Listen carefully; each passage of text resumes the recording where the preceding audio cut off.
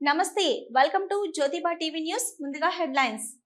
పాయకరావుపేటలో పర్యటించిన హోంమంత్రి, ఇంటింటికి వెళ్లి పింఛన్లు పంపిణీ చేసిన బంగలపొడి అనిత.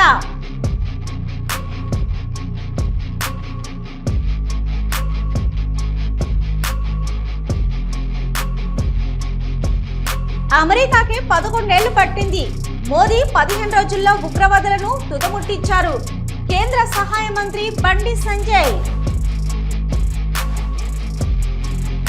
తెలంగాణ రాష్ట్ర కురుమ సంఘం ఎన్నికల నిర్వహణకు ప్రత్యేక కమిటీ. సంఘ అధ్యక్షుడు ఎగ్గ మల్లేశం కురుమ వెల్లడి.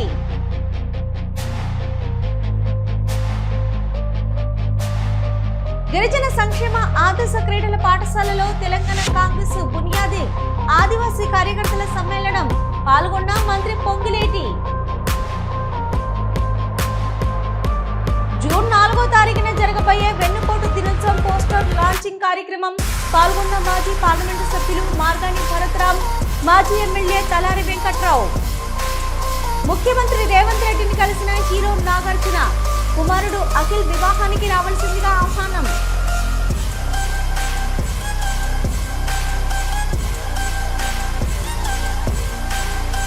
అనకాపల్లి హోంమంత్రి అనిత శనివారం నాడు పాయకరావుపేటలో పర్యటించారు. ముందుగా నక్కపల్లి మండలం ఉద్దండపురం గ్రామంలో ఎన్టీఆర్ విగ్రహానికి పూలమాలలు వేసి నివాళులర్పించారు. ఉద్దండపురం గ్రామంలో ఇంటింటికి వెళ్లి పింఛన్లు పంపిణీ చేశారు. గ్రామస్తుల యోగక్షేమాలు అడిగి తెలుసుకున్నారు. టీడీపీ కార్యకర్త ఆవాల నాగేశ్వరరావును పరామర్శించారు. నాగేశ్వరరావు ఇటీవలే ఆపరేషన్ చేయించుకున్నారు.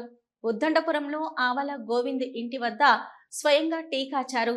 ఆవాల గోవింద్ కుటుంబ సభ్యులకు టీ ఇచ్చారు. 2వ విడత గ్యాస్ సిలిండర్ల పంపిణీని మంత్రి ప్రారంభించారు.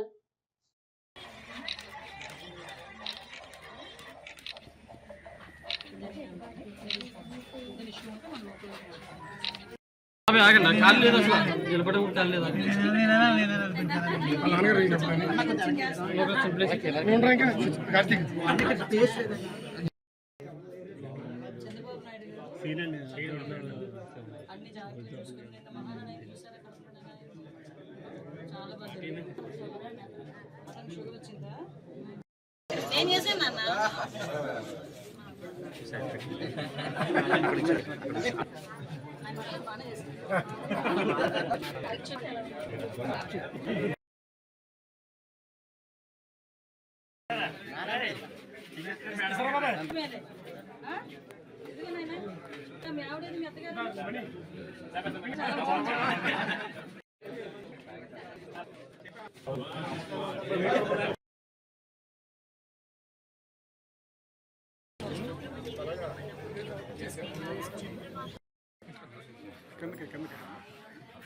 అంటే నాకు ఇమీడియట్ గా నేను అప్పుడప్పుడు సర్ప్రైజ్ విజిట్లు కూడా ట్విన్ టవర్స్ పైన దాడి చేసిన ఒసామా బిన్ లాడెన్ ను పట్టుకోవడానికి అమెరికాకు 11 ఏళ్లు పట్టిందని, కానీ పహల్గాం దాడి చేసిన ఉగ్రవాదులను 15 రోజుల్లో పట్టుకున్న నాయకుడు నరేంద్ర మోదీ అన్నారు కేంద్ర మంత్రి బండి సంజయ్. ఇవాళ అమెరికా లాంటి దేశము ట్విన్ టవర్స్ మీద Osama bin Laden twin towers బద్దలు చేస్తే ధ్వంసం చేస్తే 3000 మంది చచ్చిపోయారు, 6000 మంది గాయాలపాలయ్యారు. కానీ అగ్రరాజ్యం అని చెప్పుకునే అమెరికాకు ఒసామా బిన్ లాడెన్ ను మట్టుబెట్టడానికి 11 సంవత్సరాలు పట్టింది. 11 సంవత్సరాలు అగ్రరాజ్యానికి.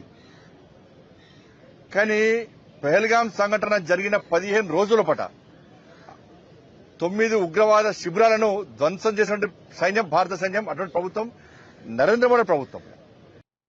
విజయవాడ తూర్పు ఎమ్మెల్యే గద్దె రామ్మోహన్ రావు ఆదేశాల మేరకు మే 31వ తేదీ తెల్లవారుజామున ఎన్టీఆర్ జిల్లా విజయవాడ 2వ డివిజన్ గుణద్దల కుమ్మరి బజార్ నందు లబ్ధిదారులకు స్వయంగా ఇళ్ల వద్దకు వెళ్లి పెన్షన్లు పంపిణీ కార్యక్రమాన్ని ప్రజాప్రతినిధులు, అధికారులు సమన్వయంతో నిర్వహించారు. ఈ కార్యక్రమానికి ముఖ్య అతిథిగా హాజరైన ఆంధ్రప్రదేశ్ శాలివాహన కుమ్మరి సంక్షేమ మరియు అభివృద్ధి కార్పొరేషన్ చైర్మన్ పేరెపి ఈశ్వర్ మీడియాతో మాట్లాడారు.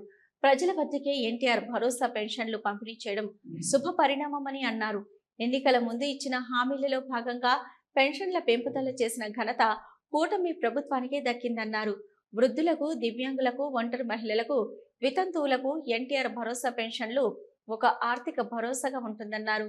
తూర్పు ఎమ్మెల్యే గెద్దె రామ్మోహన్ రావు కూడా ప్రతినిత్యం పేదవాళ్లు ఆర్థికంగా ఎదగాలనే లక్ష్యంతో నిత్యం సేవా కార్యక్రమాలు నిర్వహిస్తున్నారని పేర్కొన్నారు. వాళ్ళే ముందుండాలి, అసలు జన సైనికులే ముందుండాలి పల్లె పల్లి.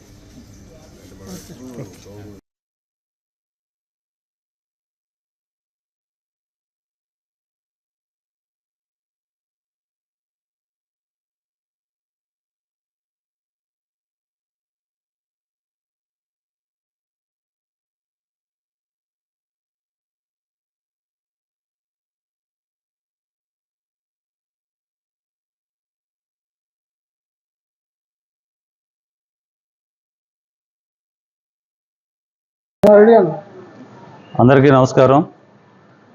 మొదటగా ప్రీతం ముఖ్యమంత్రి శ్రీ నారా చంద్రబాబు నాయుడు గారు, ఐటీ విద్యాశాఖ మంత్రులు, యువ నాయకులు, యువగల నిర్మాత శ్రీ నారా లోకేష్ గారికి ధన్యవాదాలు తెలుపుకుంటూ, నాకు శాలివాహన కార్పొరేషన్ చైర్మన్గా నాకు ఈ అవకాశం కల్పించిన మరి నాయకులకి అందరికీ కూడా ధన్యవాదాలు తెలుపుకుంటూ, అలాగే తెలంగాణ రాష్ట్ర కురుమ సంఘం ఎన్నికల నిర్వహణకు ప్రత్యేక కమిటీని ఏర్పాటు చేసినట్టు సంఘం అధ్యక్షుడు ఎగ్గె మల్లేశం కురుమ హైదరాబాద్ ముస్లిం స్కూల్ వంతెన వద్ద ఉన్న రాష్ట్ర కార్యాలయంలో విలేకరుల సమావేశంలో తెలిపారు. న్యాయవాది ఏ శ్రీనివాస్ కురుమ చైర్మన్ గా 5గురిని సభ్యులుగా నియమించారు.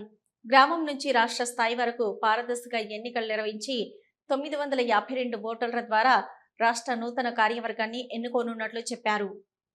కుర్మ కులస్తులకు శరణార్థి. ఈరోజు కేంద్ర కుర్మ సంఘం వారు ఎన్నికల కమిటీని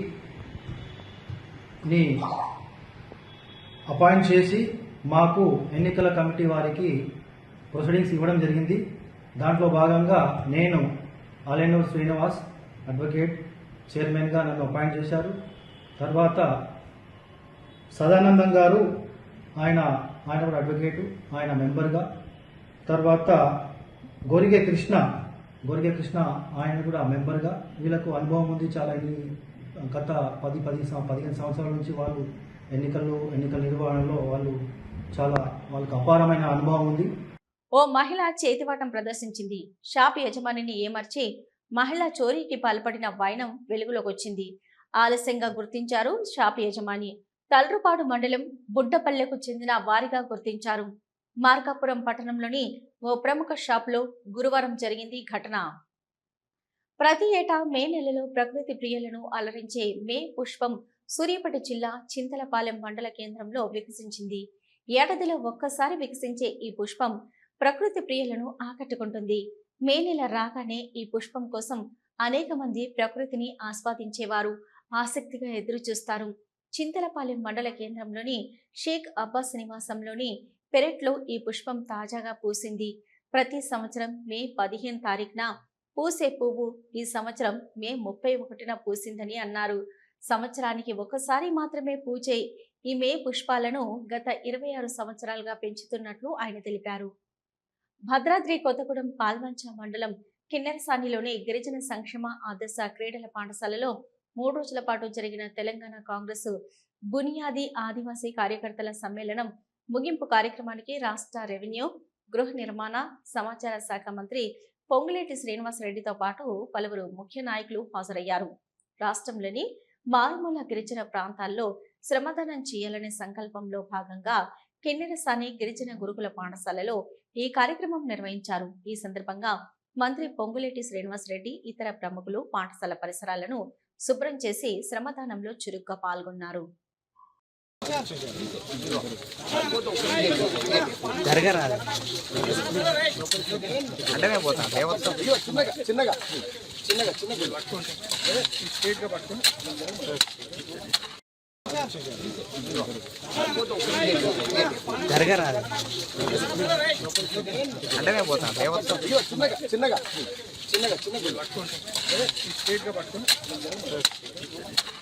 రాజమండ్రి రూరల్ వైఎస్ఆర్ కాంగ్రెస్ పార్టీ కార్యాలయంలో వైఎస్ఆర్సీపీ అధినేత వైఎస్ జగన్మోహన్ రెడ్డి ఆదేశాల మేరకు మాజీ మంత్రి తూర్పు గోదావరి జిల్లా అధ్యక్షులు చెల్లుబోయిన వేణుగోపాల్ కృష్ణ ఆధ్వర్యంలో జూన్ 4వ తారీఖున జరగబోయే వెన్నుపోటు దినోత్సవం పోస్టర్ లాంచింగ్ కార్యక్రమంలో వైఎస్ఆర్సీపీ రాష్ట్ర అధికార ప్రతినిధి మరియు మాజీ పార్లమెంటు సభ్యులు మార్గాడి భరతరాం, మాజీ ఎమ్మెల్యే తలారి వెంకట్రావు, మాజీ AP state housing corporation chairperson Medapati Sharmila Reddy తదితరులు పాల్గొన్నారు.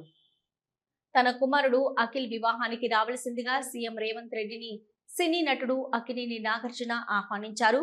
భార్య అమల, వియ్యంకులతో కలిసి జూబ్లీహిల్స్ లోని సీఎం నివాసంలో ఆయనను కలిశారు. కాగా అఖిల్ తన ప్రేయసి జైనబ్ రబ్దీని జూన్ 6న పెళ్లి చేసుకోబోతున్నట్లు తెలుస్తుంది. అన్నపూర్ణ స్టూడియోస్ లో అఖిల్ వివాహం జరుగుతుందని సమాచారం. ఆ తర్వాత రాజస్థాన్ లో గ్రాండ్ గా రిసెప్షన్ ప్లాన్ చేసినట్లు సమాచారం.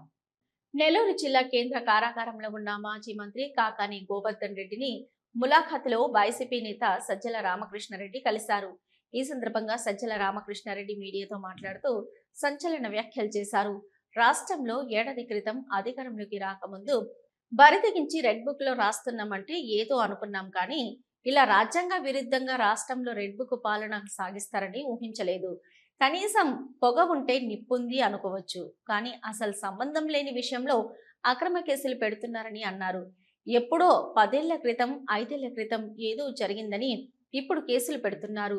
సోషల్ మీడియా కేసులు మొదలుకొని ఇప్పుడు ఆ కేసుల పరంపర పరాకాష్ఠకు చేరుకుంది. అక్రమ కేసుల వల్ల సాధించేది ఏమీ ఉండదు.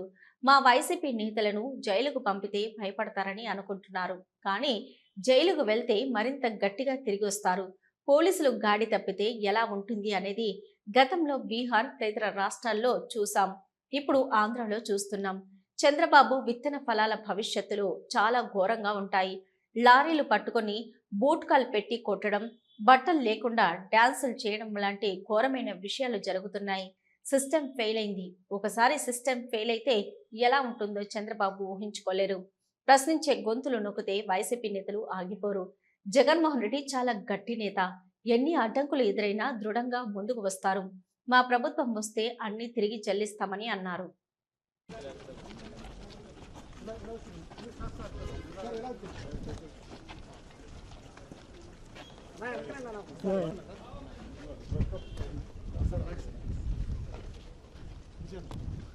ఫోన్ వెనక మళ్ళీ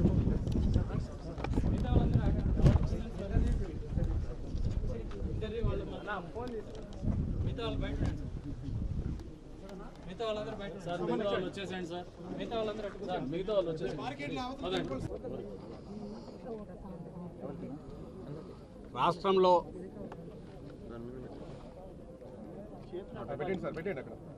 ఏడాది క్రితం అధికారంలోకి వచ్చిన చంద్రబాబు నాయుడు గారి ఆధ్వర్యంలో అధికారంలోకి వచ్చిన కూటమి ప్రభుత్వం రావడానికి ముందు బరి తెగించి ఏదైతే డిక్లేర్ చేశారో, మేము వస్తే రెడ్ బుక్ రాజ్యాంగం ఉంటుంది, రెడ్ బుక్ పాలన ఉంటుంది, ఏదో మాటలు చెప్తున్నాను అనుకున్నాం, కానీ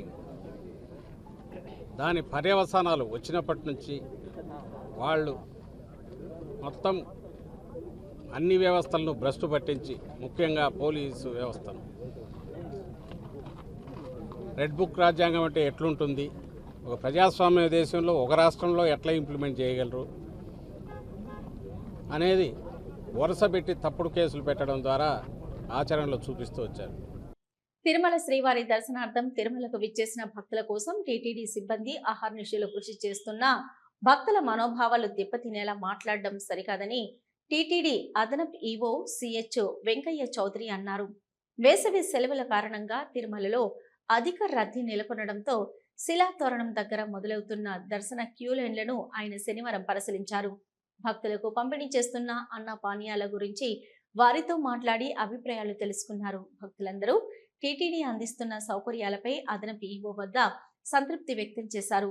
ఈ సందర్భంగా ఆయన మీడియాతో మాట్లాడుతూ, నిన్న ఓ వ్యక్తి దర్శన క్యూ లైన్ లో అన్న ప్రసాదాలు అందలేదని నినాదాలు చేసిన విషయం తమ దృష్టికి వచ్చిందన్నారు.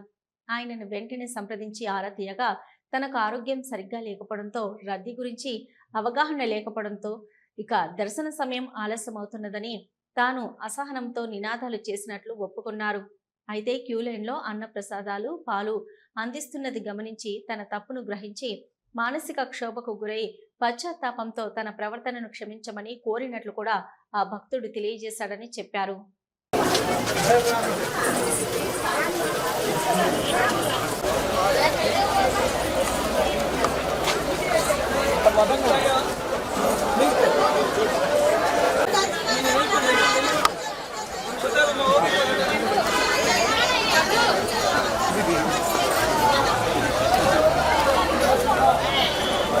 Right right right.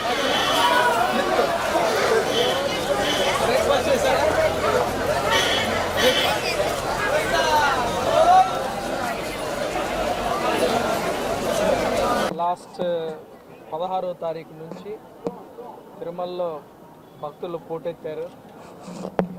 వీక్ డేస్లో దాదాపు 1,00,000 మంది వస్తున్నారు. రోజుల్లో ఎలా దర్శనం చేయించవచ్చు, వీకెండ్స్లో కూడా ఎలా దర్శనం చేయించు అని. ఆ రోజు పూజ టైం అయిపోయిన తర్వాత ఒక్కొక్క రోజు ఒక్కొక్క రకంగా మనకి దర్శనానికి టైం అవైలబిలిటీ ఉంటుంది.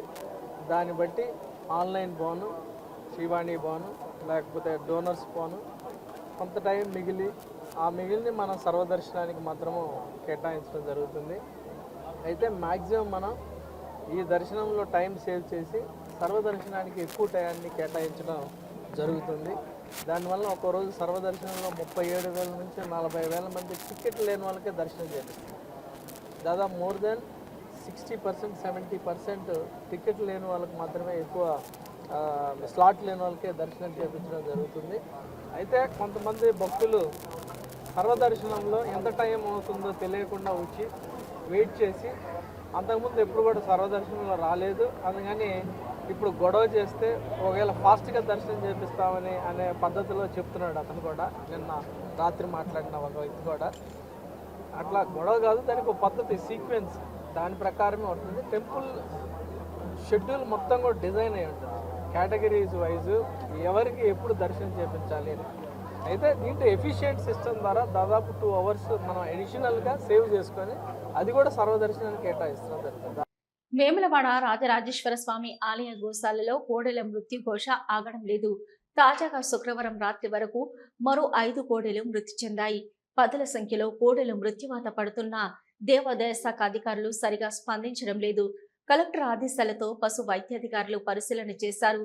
అనారోగ్యంతో మృతి చెందుతున్నాయని నివేదిక ఇచ్చారు.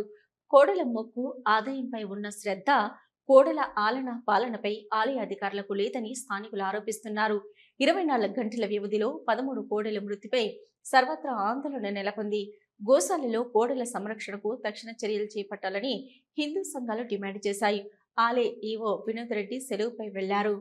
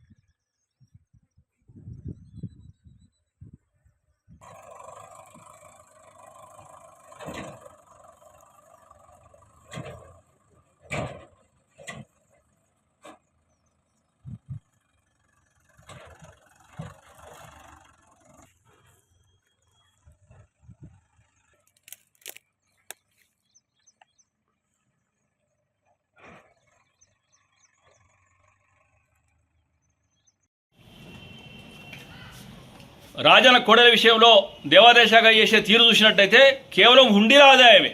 వాళ్ళకు రాజులకు సంరక్షణ విషయం అవసరం లేదు.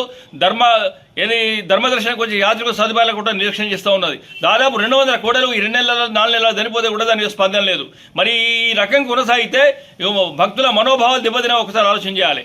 ఈవో గారిని అడిగితే అసలు రెస్పాన్స్ ఉండలేదు. కలెక్టర్ గారు నిన్న తూతు మంత్రంగా డాక్టర్లను తోలిన తర్వాత కూడా ఈరోజు మళ్ళీ 5 కూడా జరిపోతే దీనికి జవాబుదారు ఎవరు? మరి నిజంగా కూడా అక్కడ ఉన్న అధికారులపై చర్యలు ఏం చూసుకుంటూ తెలియజెప్పాలని డిమాండ్ చేస్తూ ఉన్నాము. అంతేగాక రెండోది కూడా వీటి పట్ల నిర్లక్ష్యం సహిస్తే మాత్రం పెద్ద ఎత్తున ఆందోళన కూడా చేస్తామని హెచ్చరిస్తూ ఉన్నాం. తెలుగు సినీ పరిశ్రమలో గత కొన్ని రోజులుగా నడుస్తున్న థియేటర్ల బంద్ అంశంపై తెలుగు ఫిలిం ఛాంబర్ కీలక ప్రకటన చేసింది. విశాఖ దొండపర్తిలోని తెలుగు ఫిలిం ఛాంబర్ కార్యాలయంలో అధ్యక్షుడు భరత్ భూషణ్ అధ్యక్షతన కార్యవర్గ సమావేశం జరిగింది. ఇందులో ప్రొడ్యూసర్లు, ఎగ్జిబిటర్లు, డిస్ట్రిబ్యూటర్లతో పాటు సినీ పరిశ్రమకు చెందిన పలువురు ప్రముఖులు పాల్గొన్నారు. ఈ సమావేశంలో సినీ పరిశ్రమ సంక్షోభానికి కీలకంగా భావిస్తున్న సినిమా టికెట్ల రేటు, థియేటర్ల నిర్వహణ, పర్సంటేజీలు, పైరసీ, రెమ్యునరేషన్లు, తిను బండారాల ధరలు వంటి అంశాలపై కూడా సుదీర్ఘంగా చర్చించారు. 3 విభాగాల నుంచి 9 మందితో మొత్తంగా 27 మందితో సమస్యలపై అధ్యయనం చేసేందుకు ఓ కమిటీని నిర్ణయించాలని సమావేశం తీర్మానించింది. త్వరలోనే కమిటీ సభ్యులను వెల్లడిస్తామని ప్రకటించింది. ఆంధ్ర రాష్ట్ర సంక్షేమ పథకాల్లో భాగంగా విశాఖ పశ్చిమ నియోజకవర్గంలో ఎన్టీఆర్ భరోసా పెన్షన్ ని ప్రభుత్వ విప్ ఎమ్మెల్యే గణబాబు గౌరీనగర్, తుమ్మడిపాలెం, సుభాష్ నగర్ ప్రాంతాల్లో వారి ఇంటి వద్దకు వెళ్లి గణబాబు గారి చేతుల మీదుగా అర్హులకు పంపిణీ చేయడం జరిగింది. ప్రభుత్వం ప్రజలకు అండగా ఉంటుందని భరోసానిచ్చారు.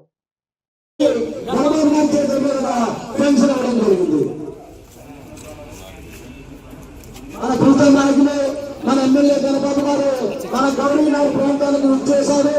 మన అర్హులైన వృద్ధులకు, వితంతులకు, వికలాంగులకు మంగమ్మ గారికి గణబాబు గారి చేతుల మీదుగా నేరుగా వారికి వెళ్ళి వారికి పెన్షన్ అందజేయడం జరుగుతుంది. మన గౌరీనగర్ ప్రాంతానికి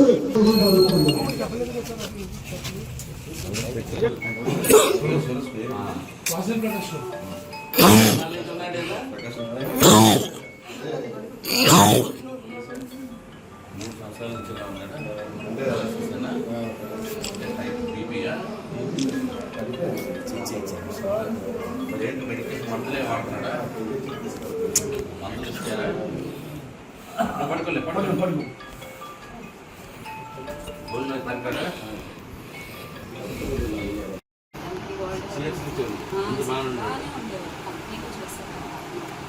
జెనెటికల్ ఇష్యూస్ డయాగ్నోజ్ అవ్వలేదా? అంటే వరల్డ్ వైడ్ మెడిసిన్ లేదు దానికి. మొత్తం అంటే కంప్లీట్గా బాడీ ఒక్కరితో ప్యారేజ్ అయిపోతుంది. మాట్లాడలేదు, ఫీడింగ్ ట్యూబ్ తినలేదు. అదే 15,000 పెన్షన్ కోసమని వాళ్ళ పేరెంట్స్ ఏమైనా మాట్లాడుతున్నాను? లేదు సార్, గవర్నమెంట్ దగ్గరే. కానీ వాళ్ళ అమ్మగారు కూడా పెరాలసిస్ ఒక 8 years బ్యాక్ వచ్చింది. స్కూల్ నుంచి ఆవిడ కొంచెం అంటే నడవగలరు, కానీ ఆవిడ కూడా ఇద్దరు ఆడపిల్లలు. ఉద్యోగం చేసేవాడు. ఇప్పుడు దీనికి మెడికల్ ఇది కదా, వీళ్ళు ఒకసారి డిఎంహెచ్ పంపించండి. ఇలాంటి కేసు ఉన్నాయి సార్. నాకు ఆ కమిటీకి ఇవ్వాలి, ఎవరో ఒకరు నోట్ చేసుకోండి, తీసుకొని సార్ 15,000 ఎలిజిబులే. వాయిస్ కూడా చాలా వరకు కళ్ళే బ్లీచ్ చేస్తాను. నా వరకే ఉదయం వ్యాధిలా ఉంది. ఎక్కడ చూపించారు? సిఎంసి వెల్లూరు, హైదరాబాద్ తీసుకెళ్ళావా? ఇవి ఇప్పటివరకున్న జ్యోతిబా టీవీ న్యూస్. నమస్తే.